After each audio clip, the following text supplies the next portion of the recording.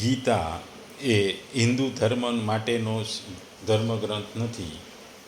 જેમ દવા કોઈ ધર્મ માટે હોતી નથી, એમ ગીતા એક જીવન જીવવાની દવા છે, એ કોઈ પણ ધર્મ માટે નથી. ભગવદ્ ગીતાનો અધ્યાય 3. પ્રથમ અધ્યાયમાં પાર્શ્વભૂમિનો પરિચય કરવામાં, જેમાં અર્જુનને અંદર ઉત્પન્ન થયેલો શોક અને વિષાદ હતો. કૃષ્ણ માટે આધ્યાત્મિક ઉપદેશ આપવા માટે એ શોક અને વિષાદ કારણભૂત બન્યા. બીજા અધ્યાયમાં ભગવાને પ્રથમ અવિનાશી આત્માનું જ્ઞાનનું વર્ણન કર્યું. તત્પશ્ચાત તેમણે અર્જુનને યોદ્ધા તરીકે તેનું કર્તવ્ય કરવાનું સ્મરણ કરાવ્યું અને તેનું પાલન કરવાના ફળ સ્વરૂપે યશ, સ્વર્ગલોક વગેરે પ્રાપ્ત થશે. અર્જુન ક્ષત્રિય તરીકે શારીરિક ધર્મનું પાલન કરવા માટે પણ ભગવાને એને પ્રોત્સાહિત કર્યો. કૃષ્ણે કર્મયોગના વિજ્ઞાનનો શ્રેષ્ઠ સિદ્ધાંત પ્રગટ આપ્યો. અર્જુનને કર્મના ફળોની વિરક્ત રહેવાનો ઉપદેશ આપ્યો. આ રીતે બંધનમુક્ત કર્મોમાં પરિવર્તન થઈ જાય અને તેમની ફળની અપેક્ષા રાખ્યા વિના કર્મ કરવાના વિજ્ઞાનને બુદ્ધિયોગ તરીકે પરિભાષિત કર્યો. આ ધારવા તેમનું તાત્પર્ય હતું કે દ્રઢ બુદ્ધિથી નિયંત્રણ કરી સાંસારિક પ્રલોભનોથી અનાસક્ત થવું જોઈએ. ભગવદ્ ગીતાનો અધ્યાય 3, શ્લોક 1. અર્જુન બોલ્યા, હે જનાર્દન, જો તમને કર્મ કરતાં જ્ઞાન ચડિયાતું માન્ય છે, તો પછી હે કેશવ, મને આ યુદ્ધરૂપી ભયાનક કર્મમાં કેમ જોડો છો? બીજા શબ્દોમાં કહીએ તો અર્જુને કહ્યું, હે જનાર્દન, હે કેશવ, જો તમે બુદ્ધિને સકામ કર્મ કરતાં શ્રેષ્ઠ માનતા હો, તો મને આ ઘોર યુદ્ધ કરવા માટે શા માટે પ્રેરી રહ્યા છો અથવા કહી રહ્યા છો? અહીં અર્જુન જે આગળના બીજા અધ્યાયમાં ભગવાને જે બુદ્ધિ યોગ, બુદ્ધિ જ્ઞાન, બુદ્ધિનો કર્મનો જે સિદ્ધાંતો અને જ્ઞાન આપ્યું, એના ઉત્તરમાં, એટલે મીન્સ જે એણે જ્ઞાન લીધું એના સામે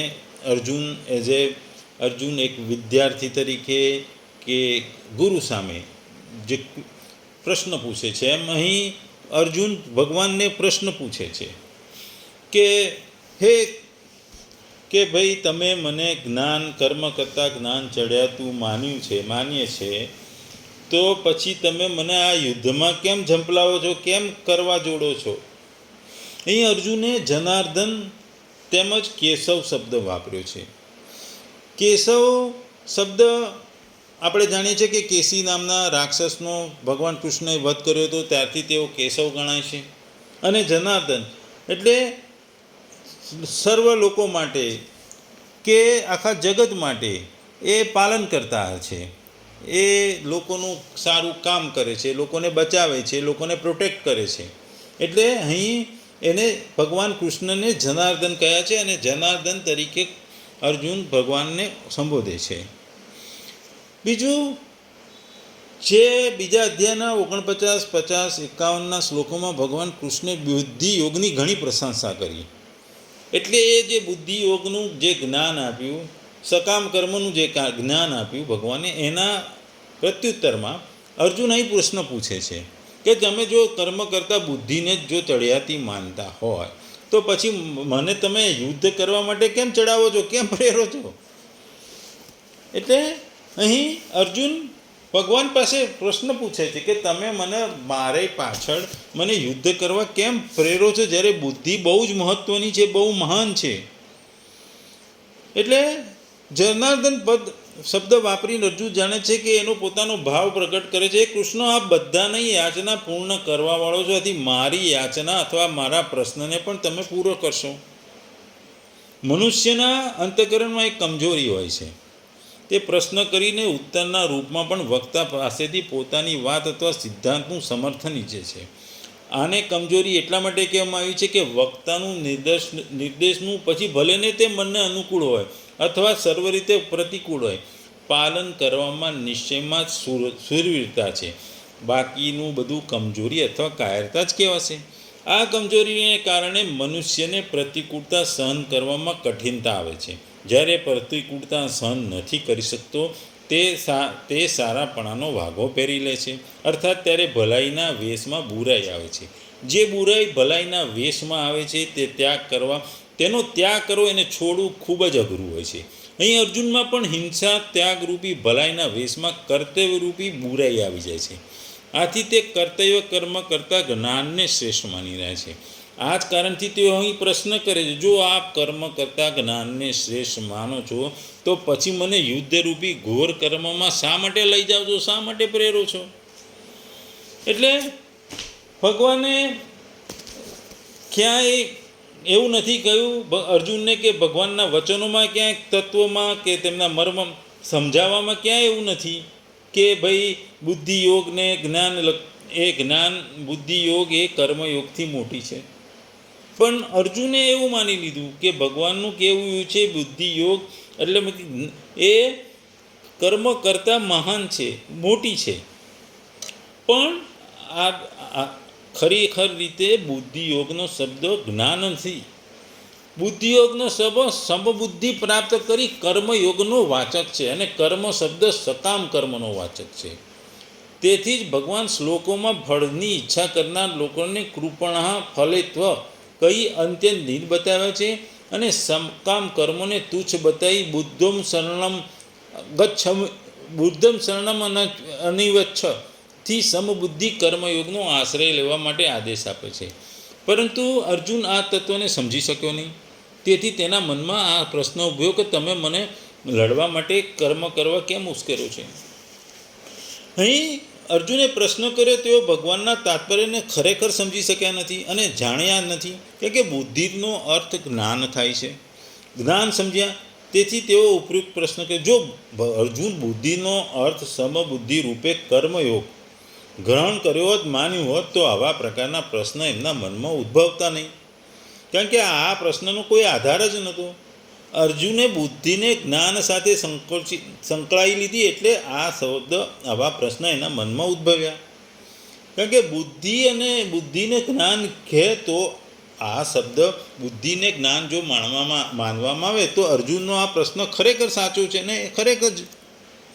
પણ ભગવાનના કથનના અભિપ્રાયને નહીં સમજવાનું કારણે અર્જુનને એવું માને છે કે કર્મોને ભગવાન અત્યંત તુચ્છ બતાવે છે.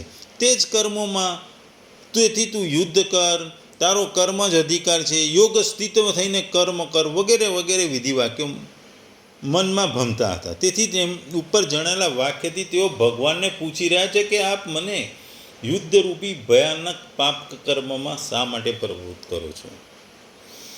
અહીં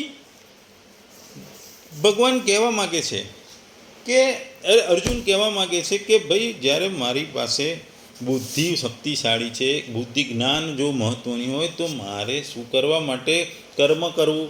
હું બુદ્ધિ યોગને મહત્ત્વ કેમ ના આપું? અને બુદ્ધિ યોગ જો મારું મહત્ત્વ હોય તો હું યુદ્ધ કરવાના કર્મમાં શા માટે જોડાવું? હું શું કરવા ખોટા કર્મ કરું? જ્યારે બુદ્ધિ જ મારું મહત્ત્વનું છે, મારા જીવનમાં બુદ્ધિનું મહત્ત્વ છે. કર્મ અને યુદ્ધ કરતાં જો બુદ્ધિ જ મારા માટે મહત્ત્વની હોય તો હું શું કામ માટે યુદ્ધ કરું? ખોટા મારા સગા સંબંધીઓને હું હણું? એટલે ભગવાનના જે 39મા શ્લોકમાં બુદ્ધિયોગ પડે સમબુદ્ધિની વાત કહી છે એ અર્જુન સમજી શક્યા નહીં. એને જ્ઞાન યોગ સમજી લેતા, એને બુદ્ધિયોગ સમજી લેતી. તેથી ભગવાનને કહે છે કે અર્જુન આપે અગાઉ કહ્યું ભગવાનને અર્જુન કહે છે કે એ જનાર્દન આપે અગાઉ કહ્યું કે મેં સાંખ્યમાં આ બુદ્ધિ કહી દીધી છે, તેને જ તું યોગના વિષયમાં સાંભળ. આ બુદ્ધિથી યુક્ત થયેલા તું કર્મ બંધનને છોડી દેશે, અર્થાત કર્મ બંધનથી છૂટી જઈશ. પરંતુ કર્મબંધન ત્યારે જ છૂટશે કે જ્યારે જ્ઞાન થશે. આપે એ પણ કહી દીધું કે બુદ્ધિયોગ અથવા જ્ઞાન કરતાં કર્મ અત્યંત નિકૃષ્ટ છે. જો આપની માન્યતામાં કર્મ કરતાં જ્ઞાન શ્રેષ્ઠ અને ઉત્તમ હોય તો પછી મને શાસ્ત્રવિહિત યજ્ઞ, દાન, તપ વગેરે શુભ કર્મોમાં જોડાવવું ના જોઈએ. કેવળ જ્ઞાનમાં જ જોડાવવું જોઈએ. પરંતુ તેની વિરુદ્ધ આપ મને યુદ્ધ તરફ લઈ જાઓ છો, જે ક્રૂર છે, જે ક્રૂર કર્મ છે, જેનાથી મનુષ્યની મારે હત્યા કરશે, મારા સગા સંબંધીઓની હત્યા કરશે. પહેલાં અર્જુનના મનમાં યુદ્ધ કરવાનો જુસ્સો આવેલો હતો.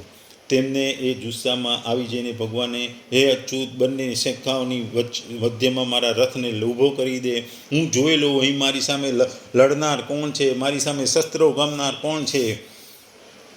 પરંતુ જ્યારે અર્જુનને કૌટુંબનો મોહ જાગૃત થઈ જાય છે, ભાઈ બંધુઓનો મોહ જાગૃત થાય છે અને એ તે પોતે પોતાનું કર્મ ભૂલી જાય છે. એટલે ભગવાન કહે છે અર્જુન માટે અહીં બુદ્ધિ પદનો અર્થ જ્ઞાન કરવામાં આવ્યો. અહીં બુદ્ધિ પદનો અર્થ સમબુદ્ધિ એટલે સમતા કરવામાં આવે તો વ્યામિશ્ર વચન સિદ્ધિ નહીં થાય. કારણ કે બીજા અધ્યાયના 48મા શ્લોકમાં ભગવાને અર્જુનને યોગ સમતામાં સ્થિત રહીને કર્મ કરવાની આજ્ઞા આપી છે. એટલે વ્યામિશ્ર વચન ત્યારે સિદ્ધ થાય કે જ્યારે અર્જુનની માન્યતામાં બે વાતો હોય અને ત્યારે આ પ્રશ્ન થઈ શકે કે આપની માન્યતામાં કર્મ કરતાં જ્ઞાન શ્રેષ્ઠ હોય તો પછી મને ઘોર કર્મમાં શા માટે જોડો છો. બીજી વાત, ભગવાને આગળ અર્જુનના પ્રશ્નના ઉત્તરમાં બે નિષ્ઠાઓ કહી. જ્ઞાનીઓની નિષ્ઠા જ્ઞાનયોગથી અને યોગીઓની નિષ્ઠા કર્મયોગથી. આથી પણ અર્જુનને પ્રશ્નોમાં બુદ્ધિપદનો અર્થ જ્ઞાન લઈ લીધો અને પછી આ પ્રશ્ન પૂછી શક્યો. એટલે જેમ આગળના અધ્યાયમાં ભગવાન કૃષ્ણે તેમના પરમ સખા અર્જુનને દુનિયાવી શોકના મહાસાગરમાંથી ઉગારી લેવા માટે આત્માના સ્વરૂપનું વિસ્તારપૂર્વક વર્ણન કર્યું અને આત્મા સાક્ષાત્કારના જે માર્ગનો અનુભવ કર્યો તે જ છે બુદ્ધિયોગ અથવા કૃષ્ણ ભાવનામૃત. કેટલીક વખત કૃષ્ણ ભાવનામૃત વિશે ગેરસમજ કરીને તેને જડતા માની લેવામાં આવે છે અને એવી ગેરસમજ ધરાવતો માણસ ભગવાન કૃષ્ણના નામ જપ દ્વારા પણ કૃષ્ણ પરાયણ થવા માટે એકાંત સ્થળે જતો રહે છે, પહાડ ઉપર જતો રહે છે, એ જંગલમાં જતો રહે છે, એ નદીના કિનારે તપ કરવા બેસી જાય છે. પરંતુ કૃષ્ણ ભાવનામૃતના તત્વજ્ઞાનમાં તાલીમ પામ્યા વિના એકાંત સ્થાનમાં જઈ કૃષ્ણના પવિત્ર નામનો જપ કરવાનું ઈચ્છનીય નથી. કારણ કે આમ કરવાથી તે ત્યાં અબૂધ જનતા પાસે માત્ર સસ્તી પ્રશંસા પામે છે, પ્રશંસા પ્રાપ્ત કરે છે. અર્જુને પણ કૃષ્ણ ભાવનામૃત અથવા બુદ્ધિ યોગ અથવા જ્ઞાન દ્વારા આધ્યાત્મિક પ્રગતિમાં યોજવાની બુદ્ધિ વિશે એમ માની લીધું જે જાણે સક્રિય જીવનમાંથી નિવૃત્ત થઈ એકાંત સ્થળે જઈ કરવાની વ્રત તપ સાધનાઓ છે. બીજા શબ્દોમાં કહી શકાય કે કૃષ્ણ ભાવનામૃત એક બહાના તરીકે ઉપયોગ કરી ચતુરાઈપૂર્વક યુદ્ધ કરવાનું અર્જુન ટાળતો હતો. પરંતુ એક સંનિષ્ઠ શિષ્યો આવતી આ બાબત ગુરુ સમક્ષ રજૂ કરી અને કૃષ્ણને કર્મના સર્વોત્તમ માર્ગ વિશે પ્રશ્નો પૂછ્યા. એટલે ભગવાન કૃષ્ણ જ અર્જુનના આ પ્રશ્નોના ઉત્તરમાં કર્મયોગ અથવા કૃષ્ણ ભાવનામય કર્મનું વિસ્તારપૂર્વક નિરૂપણ કરે છે. એટલે અહીં આપણે જાણવું જોઈએ કે કોઈ પણ વ્યક્તિ ઘર બહાર છોડી સંસારનો ત્યાગ કરી એકાંતમાં હિમાલયમાં જાય કે ગંગા નદીને કિનારે થાય કે જંગલમાં જાય, ત્યાં તપ કરે, ત્યાં તપ કરે, વ્રત કરે, ત્યાં જાત જાતના યજ્ઞ કરે, આ બધું કરે એ ખરો બુદ્ધિયોગ નથી. એ ખાલી દેખાવડો છે. કારણ કે ભગવાનને પ્રાપ્ત કરવા આ એકાંતમાં જવાની જરૂર નથી કે હિમાલય પર જવાની જરૂર નથી કે નથી જંગલમાં જવાની જરૂર. કારણ કે આપણે નરસિંહ મહેતા, મીરાબાઈ, સુરદાસ એ બધાને જોયેલા જ છે કે ભગવાનને પામવા માટે એમણે કોઈ દિવસ જંગલમાં નથી ગયા કે નથી હિમાલયમાં ગયા, નથી પહાડમાં ગયા, નથી નદી કિનારે ગયા. તેઓ સંસારમાં બેસીને, સંસારમાં રહીને, સંસારમાં વચ્ચે રહીને ભગવાનમાં એકાત્મતા એક બુદ્ધિથી ભગવાનમાં સ્થિર થઈ ભગવાનનું નામ લીધું હતું ત્યારે ભગવાનને એમને પ્રાપ્તિ થઈ હતી. એટલે બુદ્ધિ એ કર્મ કરતાં મોટી છે એવું માનવું પણ ખોટું છે. બુદ્ધિને સકામ કરતાં શ્રેષ્ઠ માનવી એ પણ ખોટું છે. કારણ કે બુદ્ધિ પણ જરૂર છે, સકામ કર્મ બી જરૂર છે. આમ બુદ્ધિયોગ કર્મયોગ એ બધાની જીવનમાં જરૂર છે. એટલે બુદ્ધિ એટલે જ્ઞાન નથી. તમારી બુદ્ધિ નિષ્કામ બુદ્ધિ હોવી જોઈએ કે તમારી સમબુદ્ધિથી નિષ્કામ કર્મ કરો, એ જ ખરો યોગ છે, એ જ ખરી તમારી સિદ્ધિ છે કે એ જ તમારી બુદ્ધિ છે. એટલે ભગવાનને આ જે બીજા અધ્યાયમાં જે જ્ઞાન આપ્યું, જે જ્ઞાન યોગ આપ્યો કે એમાં જે ભગવાન આપણને કેટલું બધું સમજાવ્યું હતું કે કર્મ કરવો, એના ફળની આશા ના રાખો, તો તો તમે તમારા કર્મ કરવાનો તમારો અધિકાર છે. તારે યોગમાં સ્થિત થઈને કર્મ કરવું જોઈએ. તારો કર્મમાં જ અધિકાર છે. કર્મ કર્યા પછી તારે ફળની આશા ના રાખવી. આમ કર્મ કરવાનું તો ભગવાને કીધું છે, પણ સમબુદ્ધિથી કીધું હતું. એટલે આપણે સમબુદ્ધિથી જો ભગવાન સકામ કર્મ નહીં પણ નિષ્કામ કર્મ કરો તો જ તમે તમારા ભગવાનને પ્રાપ્ત કરી શકો, તમારા જે ધ્યેયને પ્રાપ્ત કરી શકો. કે તમારે જે તમારું ધ્યેય છે, જો ભગવાનને પામવાનું હોય કે જીવનમાં કંઈક પામવાનું હોય કે કોઈક લેવલ કોઈક ચીજનું તમારે ધ્યેય હોય તો તમારે નિષ્કામ સમબુદ્ધિથી કામ કરવું પડે, નિષ્કામ કર્મ કરવું પડે. તમે જે વાંચો તો તમારે એ વાંચવાનું સંપૂર્ણપણું છે કે હું વાંચીશ તો જ આ થશે એવું નથી, પણ વાંચેલું જ્ઞાન તમારું સંપૂર્ણ હોવું જોઈએ. અધકચરું અને આશાથી રાખેલું વાંચન કે જ્ઞાન એ હંમેશા નકામું છે. એમ કર્મ પણ પૂર્ણ અને નિષ્કામ હોય તો જ એ કામનું છે.